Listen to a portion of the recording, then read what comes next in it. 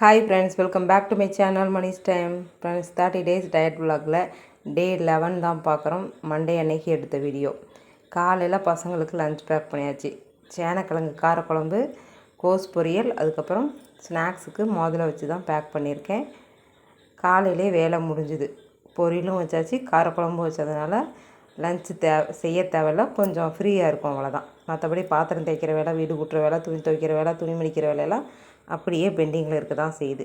8:30க்கெல்லாம் கிளம்பி ஸ்கூலுக்கு போயாச்சு. கொண்டு போய் விட்டுட்டு ஒரு 8:45 9 மணிக்கெலாம் பார்க்குக்கு வந்துட்டு ஒரு 2-3 ரவுண்டு நடக்கலாம்னு சொல்லிட்டு. காலையில் நடக்கும்போது கொஞ்சம் டயர்டு தெரியல. சாயந்தரம் ஒரு 2 ரவுண்டு நடந்தாலே ஐயோ எனக்கு எப்படியோ இருக்குது, நான் போய் உட்காரேன்ப்பா அப்படின்ட்டு உட்காந்து நடக்கிறதா இருக்குது. அது கொஞ்சம் நினச்சாலே சில்லியாக தான் இருக்குது. இருந்தாலும் காலையில் நல்லா இருக்கேன்ட்டு ஒரு 3 ரவுண்டு பார்க்கில் போய் நடந்துட்டு திரும்ப ரிட்டன் வீட்டுக்கு போயிட்டேன். போய் தான் நான் வெயிட் செக் பண்ணேன். காலையில் கொஞ்சம் அவசரமாக இருந்ததுனால நான் வெயிட் செக் பண்ணலை. இப்போ வரைக்குமே எதுவும் சாப்பிடல, எம்டி ஸ்டொமக்காக தான் இருக்குது. அதனால் வெயிட் செக் பண்ணி பார்க்குறேன். வாங்க, உங்களோட சேர்ந்து நானும் பார்க்குறேன். ஒரு 1.5 நாளுக்கு மேலே ஆயிடுச்சு இல்லைங்களா, அதனால் மறந்துட்டேன் வெயிட் என்னன்றதவே. 76,200 தான் 76,200 தான் இருக்குது. இப்படியே தான் போயிட்டுருக்கு. இதை தாண்டி எப்போ போகிறதுன்னு தெரில. இது போகக்குள்ளே எனக்கு அப்படியே மண்டை ப்ரெஷரே வந்துடும் போல இருக்குது.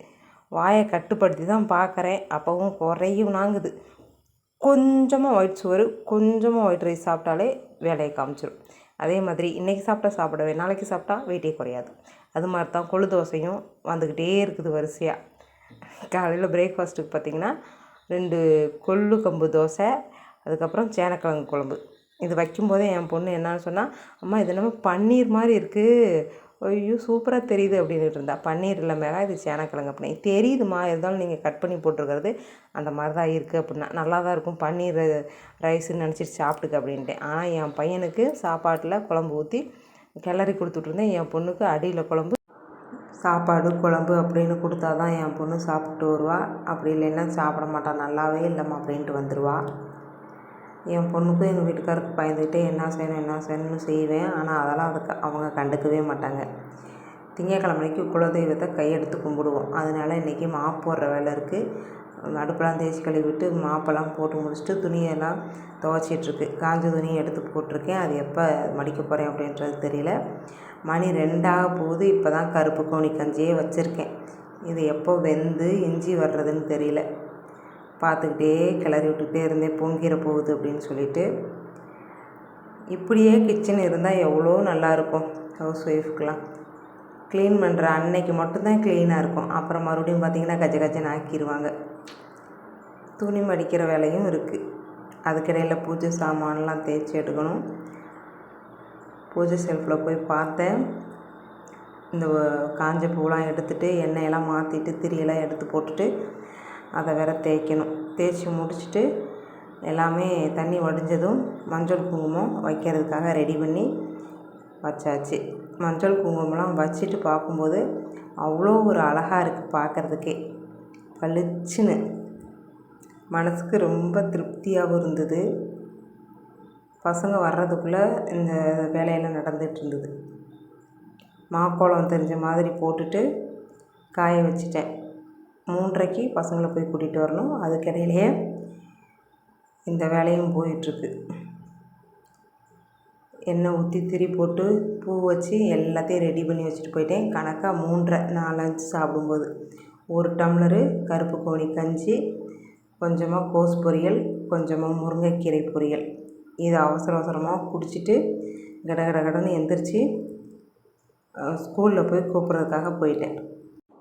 எப்போவுமே சாப்பாடெல்லாம் அவசரமாக சாப்பிடக்கூடாது. நல்லா மென்று நிதானமாக தான் சாப்பிட்ணும். நான் கஞ்சி தான் குடிச்சிட்ருந்தேன். அதனால் கஞ்சியை கடன்னு குடிச்சிட்டு கீரையும் காயும் மட்டும்தான் நல்லா மென்று சாப்பிட்டேன். திண்டுக்கல்னு சொல்லிட்டு நியூஸில் போயிட்டுருந்து, அதனால தான் திரும்பி பார்த்துட்டே இருந்தேன். அப்புறமா குடிச்சிட்டு பசங்களையும் கூப்பிட்றதுக்கு கிளம்பியாச்சு. சூப்பராக இருந்தது கருப்பு கவுனி கஞ்சி. இங்கே பார்த்திங்கன்னா உருளிலையும் தண்ணி ஊற்றிட்டு சாமந்தி பூ வச்சு அழகாக ரெடி பண்ணி வச்சாச்சு. இதெல்லாம் பார்க்கும்போது தான் மனதுக்கு ரொம்ப திருப்தியாக இருக்குது. கோலம் பார்த்திங்கன்னா காஞ்சதுக்கப்புறம் பார்க்குறதுக்கு அவ்வளோ ஒரு அழகாக இருக்குது. இது நான் போட்ட கோலம் தானா அப்படின்ற அளவுக்கு எனக்கே அதிசயமாக இருக்குது. கோலத்து மேலே அந்த விளக்கெல்லாம் எடுத்து வச்சுட்டு நிலவுக்கு முன்னாடி விளக்கேற்றி சாமி கும்பிட்டு வீட்டுக்குள்ளேயும் வந்து விளக்கேற்றிட்டு சாம்பிராணி சூடம்லாம் காமிச்சிட்டு பசங்களுக்கு பாலெல்லாம் ஆற்றி கொடுத்து டியூஷனில் கொண்டு போய் விட்டுட்டு பார்க்குக்கு போயிட வேண்டியதான். வீடு ஃபுல்லாக சாம்பிராணி காமிக்கும்போது அவ்வளோ ஒரு வாசமாகவும் பாசிட்டிவ் வைப்பாகவும் இருக்கும். ட்ரை பண்ணி பாருங்கள். திங்கக்கிழமைனா என்ன வேலை கிடந்தாலும் இந்த வேலையை செய்ய வந்துடுவோம். முடியாத நாட்களில் மட்டும்தான் சாமி கும்பிட்றதில்ல. குலதெய்வத்தை கையெடுத்து கும்பிட்டாதான் குடும்பம் நல்லாயிருக்கும். சாமி கும்பிட்டு இந்த மாதிரி பார்க்கும்போது வேலை செஞ்ச அலுப்பே தெரியாது. இங்கே மட்டும் மாக்கோலம் போட்டு வைக்கல, அடுப்புலையும் கோலம் போட்டிருந்தேன். பார்க்குறதுக்கு அவ்வளோ ஒரு அழகாக இருந்தது. இந்த மாதிரி போடுறதுக்கெல்லாம் எனக்கு பிடிக்கும். அதனால தான் இந்த வேலை செஞ்சிட்ருக்கேன். இங்கே பாலில் நாட்டு சக்கரை போட்டு பையனுக்கு ஆற்றியாச்சு. டிஃபன் பாக்ஸில் எடுத்து வைங்கன்னு சொன்னேன். அதை எடுத்து வைக்க சொல்லி அழுத்து போயிட்டு நானே வந்துட்டேன். அதுக்கப்புறம் தண்ணி குடிக்கலான்னு சொல்லி குடிச்சிட்டு இருந்தேன். மருந்து போயிடுது. தலைக்கு வேறு ஊற்றுறதுனால சளி பிடிச்சிக்குமா என்னமோன்ட்டு தலை காஞ்சதுக்கப்புறம் குடிச்சிக்கலாம்ட்டு விட்டாச்சு. இப்போ தான் ஞாபகம் வந்தது, குடித்தாச்சு. பசங்களெல்லாம் டியூஷனில் கொண்டு போய் விட்டுட்டு நானும் என் தங்கச்சியும் பார்க்குக்கு வந்துட்டோம். வாக்கிங் போகலான்ட்டு. வாக்கிங் ஸ்டெப் வந்து கடைசியாக ஆட் பண்ணுறேன், பார்த்துக்கோங்க. காலையில் நடக்கும்போது நல்லாயிருக்கும், சாயந்தரம் அதே மாதிரி தான் டயர்டான மாதிரியே இருக்கும். அதனால் வெயிட் பண்ணி ரெஸ்ட் எடுத்து நடப்பேன். மொத்தமாக ஒரு 4000 ஸ்டெப் வரைக்கும் வந்திருக்கும். எனக்கு மறந்து போச்சு, ஷேர் பண்ணுறேன், பார்த்துக்கோங்க. 5107. பிடிச்சிருந்தால் லைக் பண்ணிவிட்டு சப்ஸ்கிரைப் பண்ணிவிட்டு சப்போர்ட் பண்ணுங்கள். என்னோடய டயட் விளாக்கில் நான் என்ன வேலை செய்கிறனோ அதுவும் தான் ஷேர் பண்ணுவேன். நைட் டின்னருக்கு பார்த்திங்கன்னா அந்த கொள்ளு கம்பு தோசை பிஞ்சு போச்சு. அதுவும் ஒரு டம்ளர் கருப்பு கோணி கஞ்சி இருந்தது. சேனக்கிழங்கு குழம்பு வச்சு முடிச்சிக்கலான்ட்டு எடுத்துகிட்டு வந்து சாப்பிட கிளம்பிட்டேன். கொஞ்சம் சீக்கிரமே நேரமே சாப்பிட்டோம்னா நல்லாயிருக்குமே அப்படின்னு பார்த்தாலும் 7:30க்கு மேலே ஆயிரும். அப்போயே குடித்து முடிச்சிடுவேன். அப்போ தான் பசங்களாம் டியூஷன்லேருந்து வருவாங்க. அவங்களுக்கு போட்டு கொடுத்ததுக்கப்புறம் தான் நம்மளால் சாப்பிட முடியும். 7 மணிக்கு மேலே ஆயிடுது. 6 மணிக்கெல்லாம் சாப்பிட்டு முடிக்கணுங்கிறாங்க. அப்போல்லாம் நம்மளால் சாப்பிடவே முடியாது, என்ன வேலை கிடந்தாலும். சாப்பாடே இருந்தாலும் அந்நேரத்துக்கு சாப்பிட்றதில்ல.